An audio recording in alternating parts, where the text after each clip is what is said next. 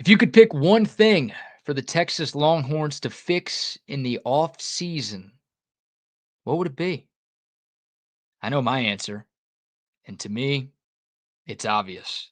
What's up, guys and gals? Welcome into another edition of the BK Show on YouTube. I'm your host, BK Brad Kellner. Please like this video. Please subscribe to the channel if you haven't already. Not even 2 weeks into the BK Show, and we're nearing 1,000 subscribers. Help us get to that milestone. Appreciate the early love and support. Again, you see the title, you heard the intro. If you could only pick one thing for the Texas Longhorns to improve on this offseason, what would it be? For me, it's the red zone offense. You know, the thing that completely failed Texas at the end of the Sugar Bowl last year. You know, the thing that completely failed Texas at the end of the Cotton Bowl this year. You know, the thing that completely failed Texas at the end of the Red River game in 2023. Yeah, that thing. It's a problem, and it's been getting worse, and it's cost Texas the opportunity at 2 national championships. If they were better in the red zone, they maybe beat Washington in last year's college football playoff semifinal. If they were better in the red zone, they maybe beat Ohio State in this year's college football playoff semifinal. Instead, it's a huge problem, and it needs to be addressed for Texas to get over the hump. And what's crazy is this hasn't always been an issue with Steve Sarkisian. Matter of fact, in Sark's first year, which was his worst year, the year the Longhorns went 5-7, Texas had the fourth best red zone offense in America. They were scoring on 94% of their trips inside the red zone. They didn't do much right in 2021. They did that right. They were also fifth in red zone touchdown rates at 74.5%. 2022, they dropped. They went from the fourth red zone offense to the 19th ranked red zone offense in America. Not a huge drop, but the touchdown rate dropped. It went from 74.5% to 62%. Texas went from fifth in touchdown percentage to 65th in touchdown percentage. So even though the Longhorns went from 5 wins to 8 wins, they got worse in the red zone. Believe it or not, got even worse in 2023. Texas wins the Big 12 championship. They're in the college football playoff, yet they had the 89th ranked red zone offense in the nation. And oh, by the way, that touchdown rate, the percentage of red zone trips that ended in touchdowns, y'all knew that. You didn't need me to explain that to you. Texas was 120th in the country out of 134 teams. They scored touchdowns on 50.8% of their trips inside the 20-yard line. And wait, there's more. It gets worse. This year, the Longhorns ranked 111th in the nation in red zone offense. They were a little better at scoring touchdowns. Their touchdown percentage was better than it was in 2023, but they scored points on 79.8% of the trips inside the red zone. Again, 111th in college football. In the span of 4 years, they've gone from the fourth ranked red zone offense to the 111th ranked red zone offense. And obviously, it's trending in the wrong direction. Makes you slightly terrified about what 2025 could be. Guys, with the talent that Texas has, there's absolutely no excuse for that. On a down year, Texas should have a top 30 red zone offense in America. With the talent that the Longhorns have, with the resources that this place has, with the fact that you've got one of the highest paid coaches in America, who's one of the best offensive minds in the sport, Texas should have a top 30 red zone offense every single season. And again, in 2023, it was ranked 89th. Hell, all offseason long, every Texas fan was talking about how the Longhorns need to get better in the red zone.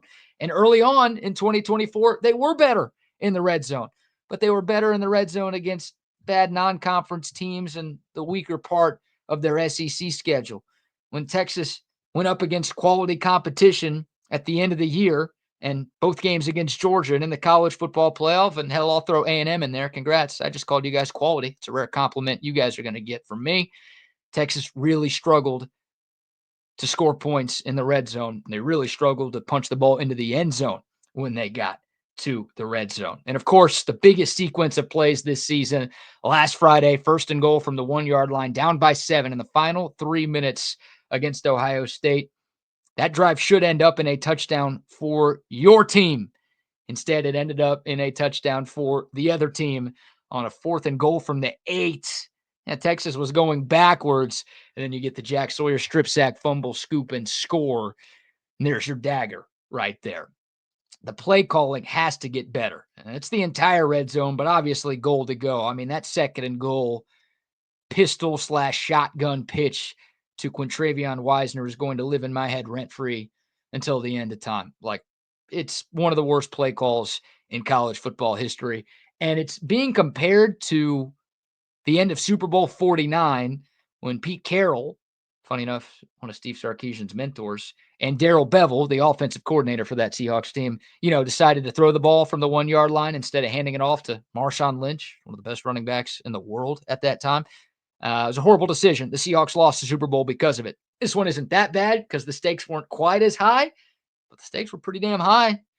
And instead of running it up the gut, instead of doing anything, you decide to snap the ball 5 yards back and then pitch it all the way back to the 9-yard line. You lose 7 yards on the play, and you go from 2nd and goal from the 1 to a 3rd and goal from the 8. Inexcusably bad play calling. And you go back to that Oklahoma game in 2023. Boy, we're having a lot of fun here. A lot of great memories for Longhorn fans. Remember, Texas had a 1st and goal from the 1-yard line at the Cotton Bowl. Well, at the Cotton Bowl Stadium, not in the Cotton Bowl. And they got stuffed 4 times in a row by Oklahoma. And Texas lost that game by 1 score. That was a huge momentum shift and maybe the difference in that game. Instead, Texas doesn't get it. They lose in Dallas. It was brutal. As soon as that happened, Steve Sarkisian should have made a pact with himself, with all the guys in that locker room, that would never happen again. If we ever get a goal-to-go situation, especially from the 1-yard line, we should never be stopped. And yet, a year and a half later, very similar situation with obviously more on the line, a trip to the national title game, Texas gets stopped with a 1st and goal from the 1-yard line. Problem should have been fixed last year. It wasn't. Now the problem absolutely needs to be fixed this off season. And I got a pretty simple solution for the goal-to-go play calling. We'll get to the rest of the red zone here in a moment, but can we get an under center quarterback sneak, please? The most successful short yardage play in football? How about this stat? In the NFL, from 2017 to 2023, pretty decent sample size right there. Teams that tried a quarterback sneak on a 3rd and 1 or a 4th and 1 converted 85.9% of the time. 85.9%. What are we doing pitching the ball to the 9-yard line when we're at the 1? What are you thinking there? That play wouldn't work against Mississippi State. You think it's going to work against the best defense in the country? Ohio State's way too talented. They're way too fast. They're not going to get beat on some BS like that. You've got Arch Manning on this team, 6'4", 225. Line him up under center, do a little tush push. Hell, I don't even think you need that, but why not do that and score a touchdown and tie the game? If you don't get it on 1st down, well, you're not losing 8 yards, I can tell you that. And once again, 86%, you don't get it on 1st down, the odds are in your favor that you're going to get it on 2nd down. You don't get it on 2nd down, odds are ever in your favor that you're going to get it on 3rd down. I mean, trying that 4 times, much higher success rate than whatever the hell it was that Steve Sarkisian called against the Buckeyes last Friday. Hell, you don't want to use Arch Manning because he's the future of your quarterback position. And let's say we're in 2025 and you're in a similar situation. Week 1 in Columbus, you're playing Ohio State again. You get a 1st and goal from the 1. You're too worried about Arch Manning getting hurt? Put somebody else back there. I mean, Gunnar Helm would have worked on this year's team. That guy's what, 6'5", 6'6", 250? Hell, you put that guy under center when you snap the ball through his legs to Arch Manning on a 4th down earlier in the game. I'm sure you've practiced snapping it to him. Snap him the ball. Let him go forward. They're not stopping that guy 2, 3, 4 times in a row, especially if you've got people pushing him from behind. So, my God, the first play next season can be an under center quarterback sneak on 1st and 10 from the 25 after a touchback. And I will be standing up and applauding, watching on my television set here in Austin. That's how happy I'd be if Texas shows that it has the ability to even call an under center quarterback sneak. And by the way, that's not a Sark only issue. That's a football wide issue. There are not nearly enough teams lining up under center and calling a quarterback sneak on 3rd and goal or 3rd and 1, 4th and 1, or X and goal from the 1. Like, it's the most successful short yardage play in football. It's not an opinion. That's fact. Call it. Remember when the Eagles were running the tush push early on, everybody was complaining like, oh, it's unfair. It's unfair. And then everyone was like, wait, shit, we can do that too. Why don't we try that? And now you're seeing a lot more teams across the NFL try it, and you're seeing some teams in college try it as well. Texas is about to have a 6'4", 225-pound quarterback, and the guy can run. We know that. He can handle the rock. We know that. Why not try that? Texas has to find an identity in the red zone. Once again, the red zone offense goes beyond just the goal line. I'd love to start with fixing the goal line because that's the most frustrating, right? You can't punch it in from the 1. Do you even deserve to win the game? Hell, Sark said that in his post-game press conference. We can't score from the 1-yard line. Do we even deserve to win? The answer is no. When you call a play like you called on 2nd and goal, Sark, you don't deserve to score. Don't throw your players under the bus with that one. That's on you for calling a bad play. If you try to run it up the gut 4 times and you can't score, then yeah, you don't deserve to win because your offensive linemen and your running backs couldn't find a way to fall forward for a yard. That play call. Anyways, I digress. Too much on that. The rest of the red zone offense, we see a little more variety here. How about some bootlegs? Maybe a little more zone read. Maybe some 21 or 22 personnel. I mean, Texas, you had Jaden Blue and Trey Wisner this year. Next year, you're going to have C.J. Baxter and Trey Wisner and Jarrett Gibson. Those guys are difference makers. You could put 2 of those guys on the field to confuse the defense a little bit. Hell, you got those 2 next to Arch Manning in the shotgun. That's 3 guys who could be running for the with the football. That'll work. Some bootleg. Get your quarterback on the run. Make the defense have to shade to one side of the field. That could work. How about using the tight end a little bit more? You know, last year, Jatavion Sanders had 2 touchdowns. That guy was the best red zone threat Texas had outside of Jonathan Brooks. 2 touchdowns in, 14, 15 games that Texas played in? He has a 4th-round draft pick in the NFL. He's a difference maker. He was a matchup problem in college. Yet for some reason in the red zone, he just was an afterthought. This year, Gunnar Helm in Texas's 3 losses, the 2 to Georgia and then the loss to Ohio State. Gunnar Helm, 3 targets or fewer in all 3 of those games. Texas had red zone issues in all 3 of those games. Why don't you use your big body target over the middle of the field? That's what most teams do. They use their tight ends because they are threats in the red zone. Those throws over the middle, a little bit easier to make than the throws outside the numbers.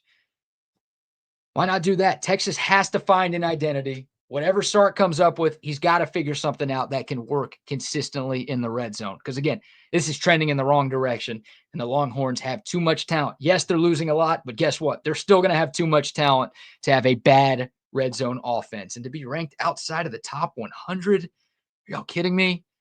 That's the number one issue. There are plenty of things that Texas needs to clean up. Nothing is more important than figuring out how to be more successful in the red area. By the way, Steve Sarkisian, his 2 years at Alabama as the OC, 2019 and 2020, Bama averaged 47.8 points per game.